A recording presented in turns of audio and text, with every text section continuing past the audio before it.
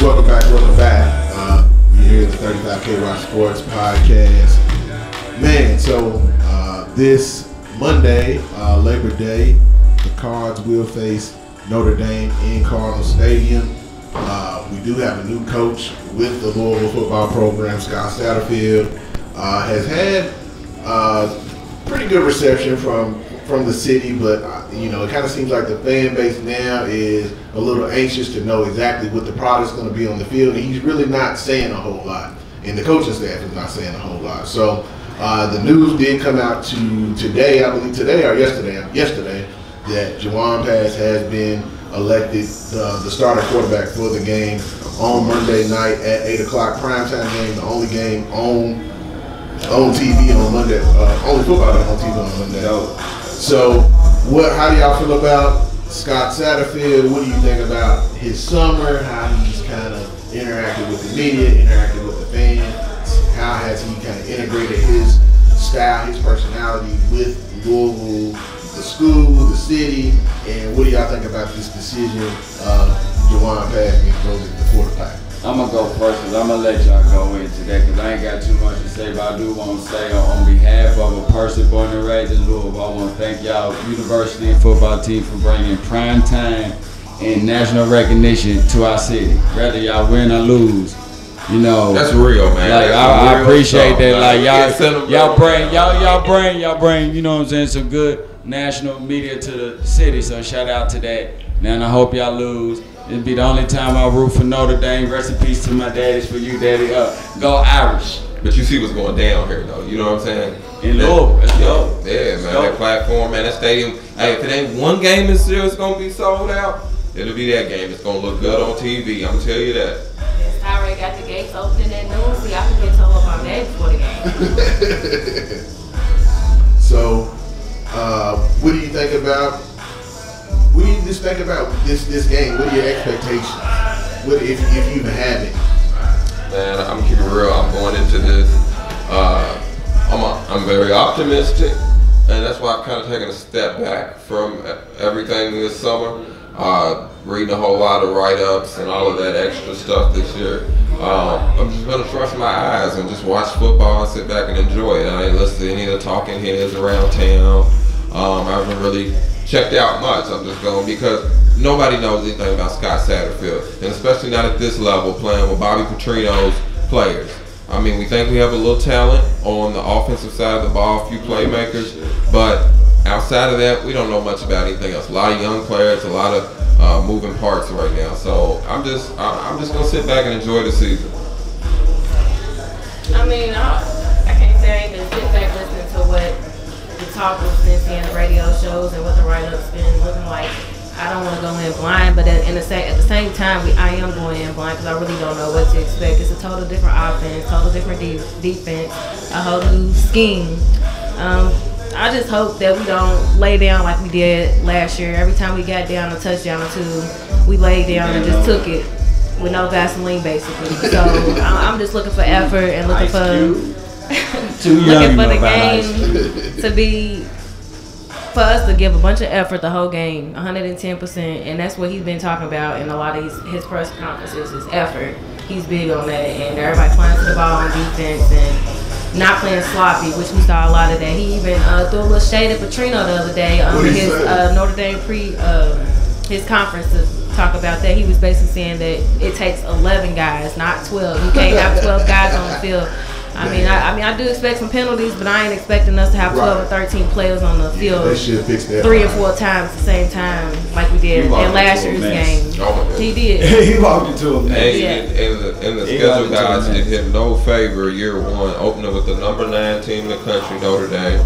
Might be a little inflated, their ranking, but it is what it is. Number 9 comes in, and it's not a long drive, and there's probably plenty of tickets that their alumni is going to buy up here. So it's not, a lot of Louisville fans aren't. I mean, they may go to the game, but they'll sell them tickets. If I'm a coach, I'm embracing this. Oh, let's say whether my team or not, because I think he knows it can't get no worse. You get what I'm saying? On the road at Miami, defending national champs coming in the building, at Kentucky, opening with Notre Dame, like that's a tough schedule year one. and a That's neutral 4 games right there says enough. Right, and a neutral game with WKU, who should have beat us last year. Should've Like beat in you. our building with the Should've same beat you. team. Like They got a new coach too, though. Yeah, but I mean, every kid on that team thinks they should have beat Louisville last year in Papa John. Oh, excuse me, no longer Papa John. Cardinal Stadium. Hold on. Now owned by Arby's. They own my Arby's now? I owe think 10 so. push-ups for that. Man, yeah, because I see that on the news that the president of Arby's is over at Papa John's. That's all. Yeah. I mean, I kind of just feel like going into this Notre Dame game, though, he gonna be in a whirlwind. This is a total different atmosphere, something he ain't never been a part of. Even at FIU, it's not as big as Louisville versus a Notre Dame. And then this stadium, I think it's gonna be Rocket's first game. Everybody been itching and waiting on this time, and it's finally here. And then I think he's just gonna be shocked. He talked about it a little bit. Talked about how much the media. He said he had 2 reporters at App State. He's going to about 10 to 20 reporters, if not more than that. It's a after huge your step. games. Yeah. But I mean, I think I love his. I do. One thing I like about him, I love his demeanor. I mean, he seems like he would be in a heist movie. You know, like as like either the lead negotiator or the one taking the bank. So like, I think I think he's a cool hand kind of guy, man. I think he can handle. He's ready. He's prepared. And I'm just really, I can't wait to see what the product he puts on the field and how they play and some of the risks that we want to see him take. Right. Stuff Stuff that we haven't seen, from Petrino, especially last year we didn't see from him. The vibes is totally different with the players too. Mark, they went out to media day, and you could just tell like they wasn't as timid. They didn't really seem to have that super wall up there relaxed. a lot more open. Yeah. Seemed to smile, be okay to smile, because it seemed like that was an issue with the past staff. They wasn't able to be themselves. I go to them and talk to them, but they You got to sit down with the man who a lot of this is going to fall on his right arm. What'd you think about Jawan Pass when you got to sit down with him that day? Did he have the? Because some guys got that vibe to him, like I'm the man when they step in the building. Did he have that? He really didn't have that. He didn't have that vibe that like I'm the man. He was like a humble dude, but he didn't like give off that like super confidence. And it ain't got to be cockiness. No, Lamar had it, but he wasn't cocky. But he wasn't cocky, yeah. But you knew, like, when you were talking to him, like, that boy was Lamar going. ain't cocky. He's humble. Look at his face. I know y'all see it on camera. Humble. That's just come on, man. Right. But But yeah, What the Big Snell do every time? Throwing them L's one down. of We the ain't even most playing Louisville. He got his L's flamboyant down. people ever. Y'all can finish. Snell, y'all. I'm trying to get y'all the rail. Man, but yeah, I didn't get that. I didn't get that confident vibe or feel from him when I talked to him.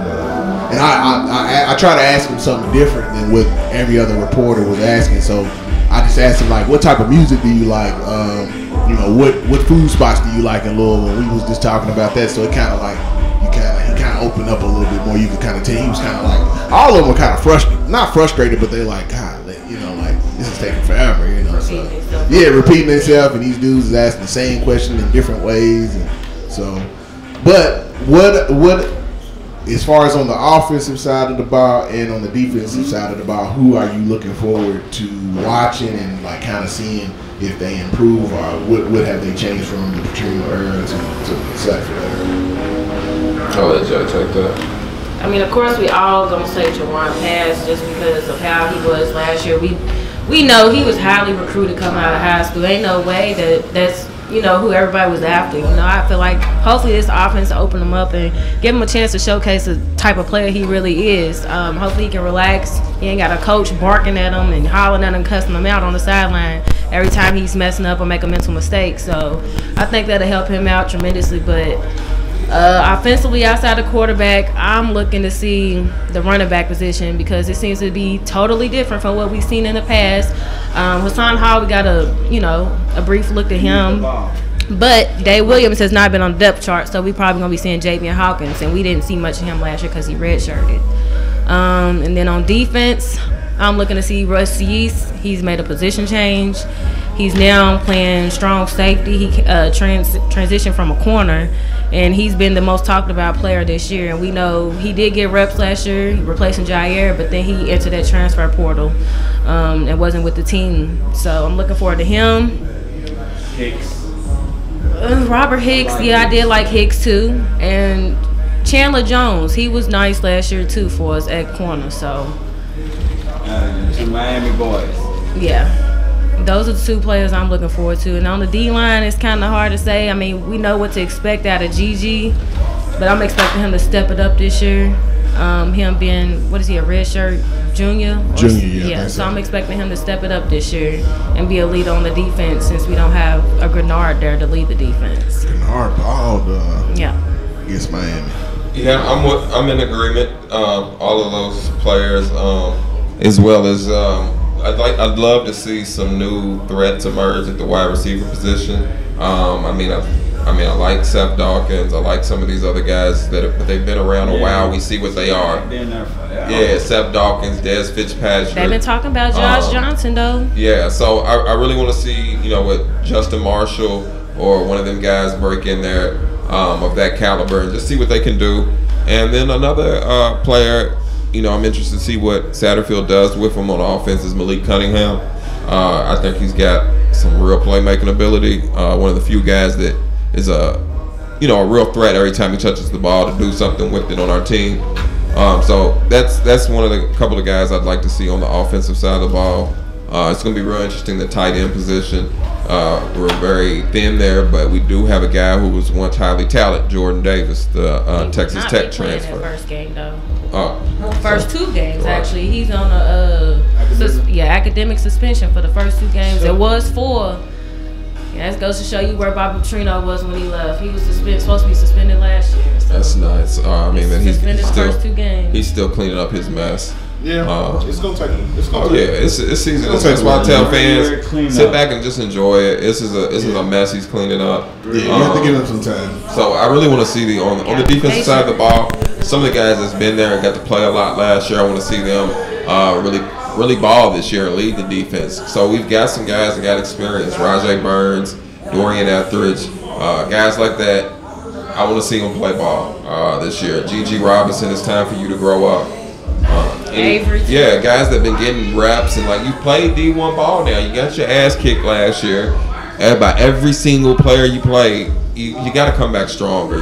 So that's what I really want to see. If a real big difference in intensity and coaches in this change on defense. Somebody who's got passion and inspired and really ready to try and coach these boys up.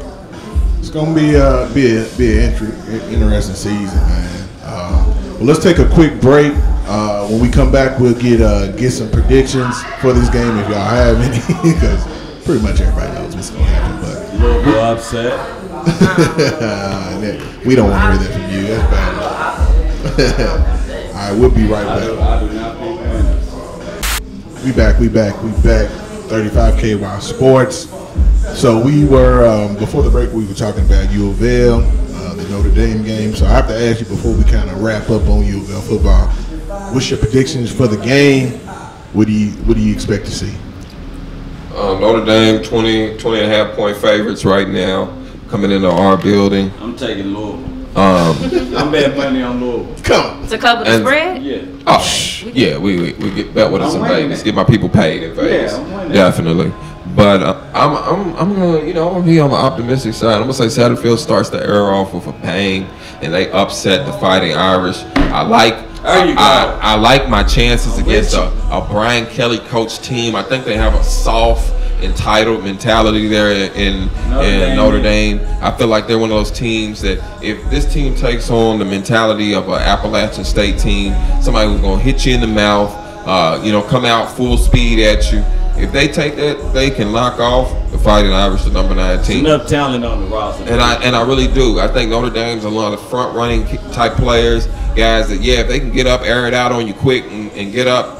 Oh man, it's a field day. But if we can get the game in the mud a little bit, slow it down, and then get some scores, maybe a special teams type score. Turnover score. Extra type score like that. And I really like Louisville's chances to start the Satterfield era off. And it's just because of the opponent, Notre Dame. Now, we were opening with a Georgia, a Oklahoma.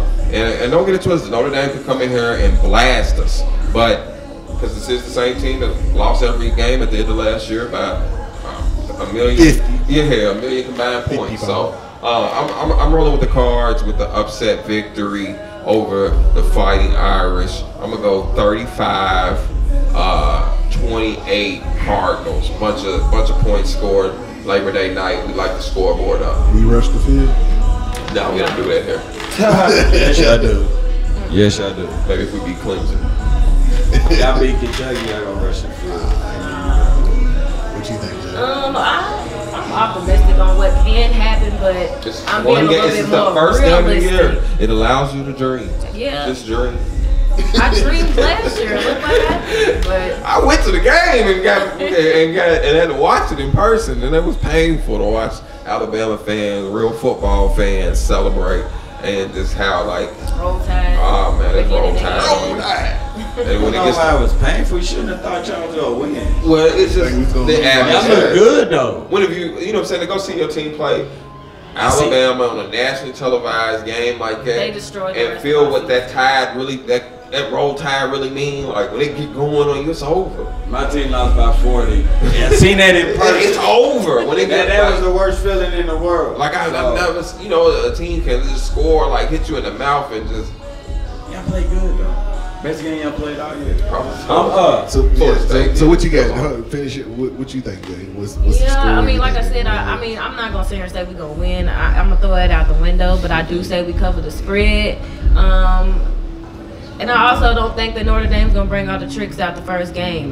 They do play Georgia shortly after us, and they don't know what they're getting with this Coach Satterfield's offense and the type of players of the team we have. And again, it's the first game. We saw what happened with the Miami and Florida game, and it was sloppy. You know, there was a bunch of mistakes on both sides. So I'm expecting that from both teams. They're missing players, we're missing players, and I say we keep it within. I'm gonna go 13. Keep it within 13. All right. What you think, man? I'm not a fan of Brian Kelly, so I think he's overrated. We got these boys playing on ESPN. I don't They like. not on their network. Yeah, I don't like nothing They're Notre here. Dame, like at all. I don't like nothing Notre Dame, and I believe they get a lot of national attention because of their name. You know what I'm saying? Last week, Name in history. yeah, they went to a Final Four, one of the first ones, because they started linebacker had a fake girlfriend. You know what I'm saying? They need a story to get there. So I don't like Notre Dame. I'm going out on a limb and shit. I'm going with the Cards, man. We in the city. The vibe gonna be right. So make the city loud. And I'm going Louisville 24-20. They gonna get and it's all gonna be based off of that turnover touchdown. I like Al said, like a special team touchdown. But I'm going with Louisville. I was looking at the rosters. And Louisville has enough. Yeah, Notre Dame has more of the stars and all that, but Louisville still do on that burn. They get the star. If them players can play and make it not hurt, like Louisville do have enough to beat Notre Dame. Especially first game of the season, you know what you're getting from Notre Dame. You know what the quarterback gonna do. You know that offense is the same team. Notre Dame don't know it's Satterfield. You go watch Appalachian State, but you can't watch that with Louisville has a couple more weapons. Yeah, there's no scouting this for Notre Dame. Like you can look at the tendencies Satterfield has, but he's playing with different tools. They don't have nothing and he to has look to at. kind of adapt them a little bit. Right. Little Petrino dabbled in it a little bit because of what the personnel he has right now. So we're going for Louisville, man. 24-20. All right, let's take just a small break. When we come back, we're going to be talking about the Kentucky Wildcats. We got Mark Lee Stoops. Matt thinks they're going to go like 11-0 or something. Every year, All right, we'll be right back.